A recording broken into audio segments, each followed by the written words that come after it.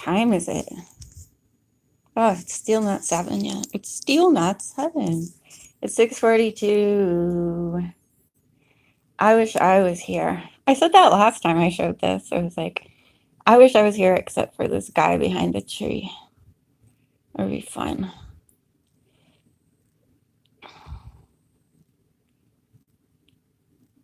And so I'm going to read it. Well, I read one chapter last night. And I was like, yeah, I remember this is like a really good book. And I've only read one chapter, but I'm enjoying it so much more reading it in book form because, as I have said repeatedly, I hate ebooks. So I'm going to wait.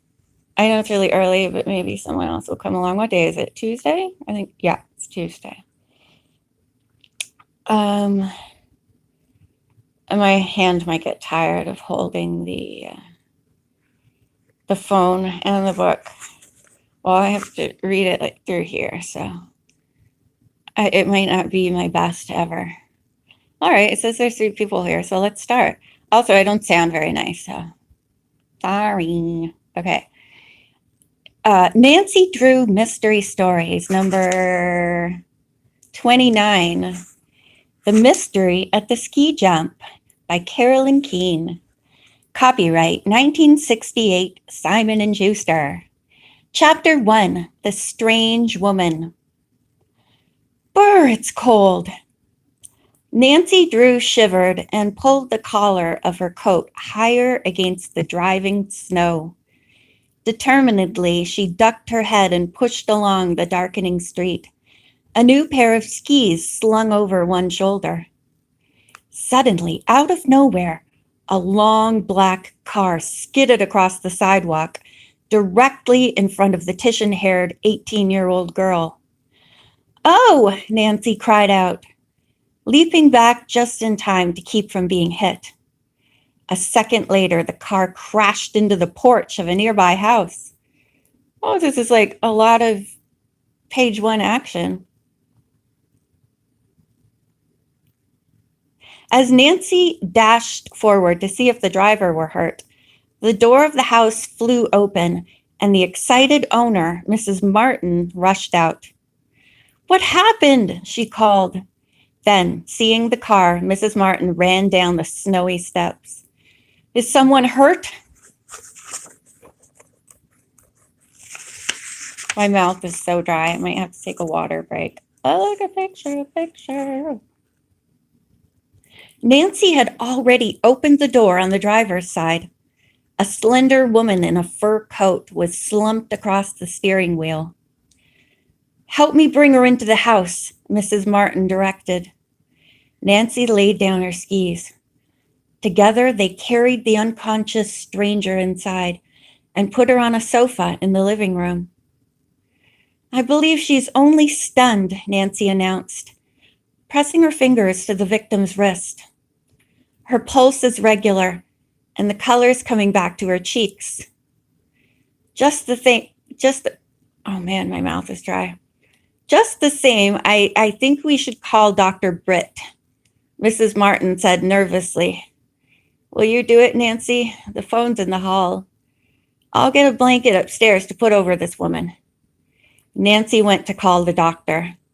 The line was busy, and it was a few minutes before she could get a connection. "Dr. Britt is..." I can't do voices, sorry. I can't do like a pleasant nurse voice. "Dr. Britt is out," the nurse reported, "but I'll give him your message. Thank you."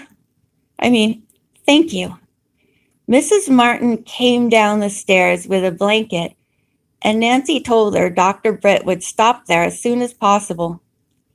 "Doctor? Who wants a doctor?" An annoyed voice called from the living room. "I certainly don't need one."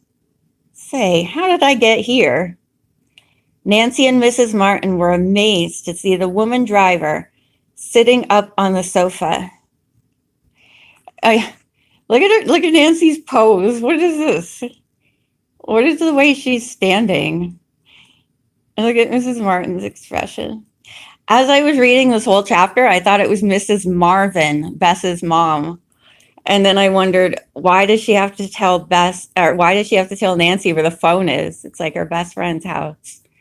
Then I realized it's not Mrs. Marvin, it's Mrs. Martin. So here's this annoyed lady.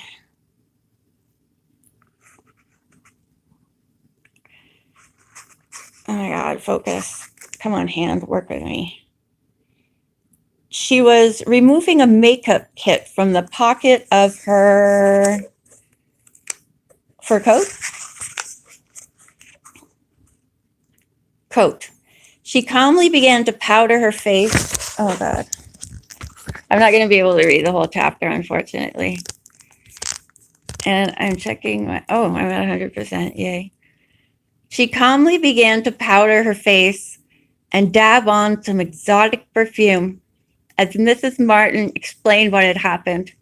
I'm sorry, you guys, I can't read. I thought I would be able to do one chapter, but my mouth is so dry, I can't. I'd have to like stop after every sentence to take a drink. But I really, I wanted to try. I came, or what is that saying? I came, I saw, I don't know. Don't mind me, I'm tired. God, they don't have 7-Up here. Like they have a vending machine with highly overpriced stuff. I'd have to go down to the exit, the emergency exit. Not the emergency exit, but like right next to it. All the way down there in the elevator, which is fine, but then I have to go up the escalator to this little cafeteria area if I want to get like stuff that isn't highly overpriced, which I think totally sucks. I mean, they should have 7-Up and ginger ale. Am I right? Or am I not wrong? Okay, I'm going to go. I really thought I was going to be able to read, but I'm too parched. But I'll keep you updated. And when I do go live again, well, we're going to start at the beginning, and I'm going to make sure my voice is not like it is right now. Have a wonderful Tuesday. Bye.